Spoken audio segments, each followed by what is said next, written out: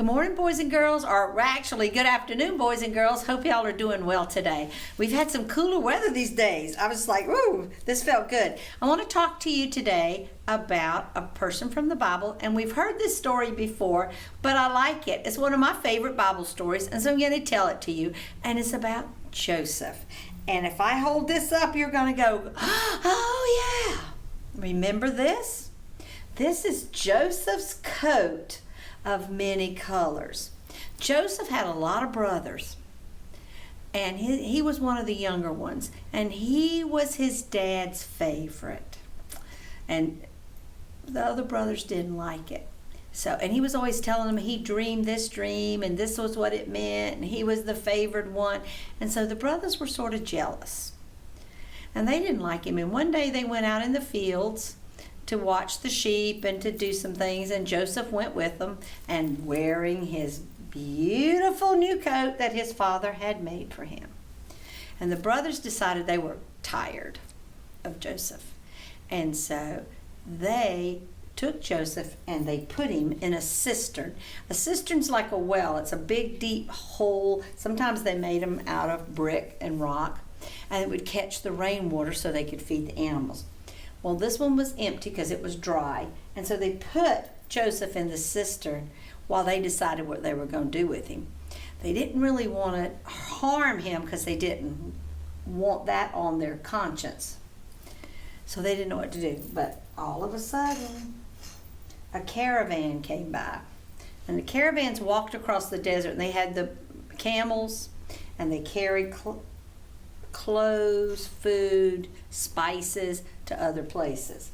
So the man who was leading the caravan said he would buy Joseph from the brothers. So the brothers sold Joseph to the man in the caravan. And the man in the caravan took Joseph out of the cistern, and they went on into Egypt. Joseph's brothers took his coat, they put some sheep blood on it, rolled it up, and went home that night and told their dad that Joseph had been killed. And they had the blood on his coat to show him. Well, Jacob was very sad and was very sad.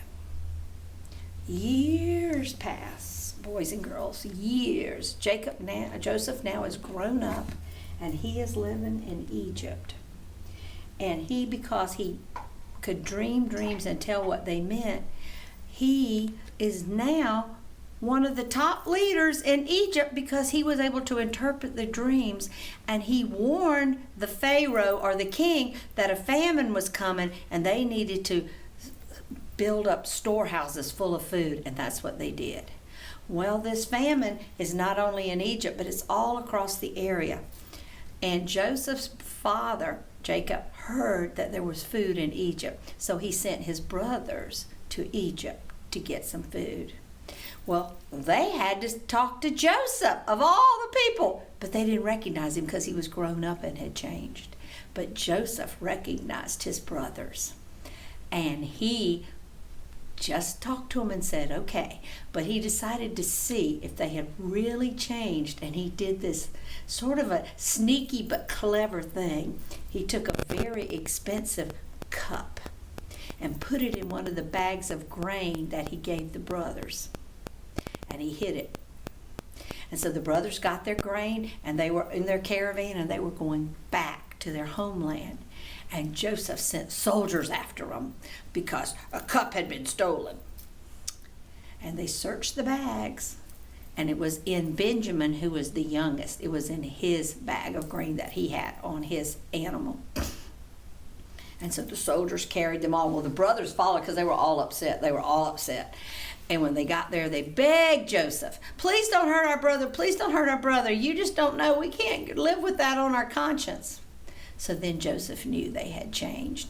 And he revealed himself to his brothers and said, it is me, Joseph, your brother, that you sold into slavery years beforehand. And they were like amazed he had risen to this great power. And he says, go get my father and bring him here. And he did. They were all reunited. And guess what? This is the word I want you to remember. Joseph forgave his brothers. for what they had done to him. Because you know why? Because Joseph was such a God-fearing young boy and had always believed that God would take care of him, and God did. Even though he was sold into slavery and spent some time in jail and everything else, God still watched out. And in the end, God had looked on favor on Joseph and Joseph knew that he had to forgive his brothers. And so his brothers, they stayed for a while in Egypt, and Jacob was reunited with his son who he thought was killed. And it was such a wonderful family reunion time. Boys and girls, think about your family and all the fun things you do. And one of the papers I'm emailing this week to you for your mama to print out is a tree, and it's a bare tree. Nothing on it, no leaves. I want you to cut some leaves out and write the names of your family on that tree and I want you to put it up, and you look at your family tree. Joseph had 12 brothers. He had a big family tree, and you can write, and if you can't write yet, you can ask Mom to help you. Or you can just put the trees and make a little drawing that says, this is Grandma, this is Grandpa.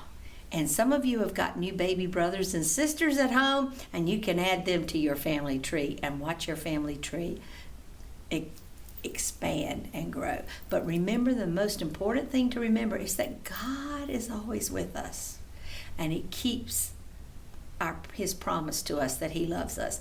And because of that, and He took care of Joseph, Joseph was so full of love that he was able to forgive his brothers for the mean things they had done to him. And that's what loving God is all about, is forgiveness and love. Let's say our prayer. Dear God, thank you for loving us and helping us to know the way we should live, and that you are always there for us. And all of God's people say, amen.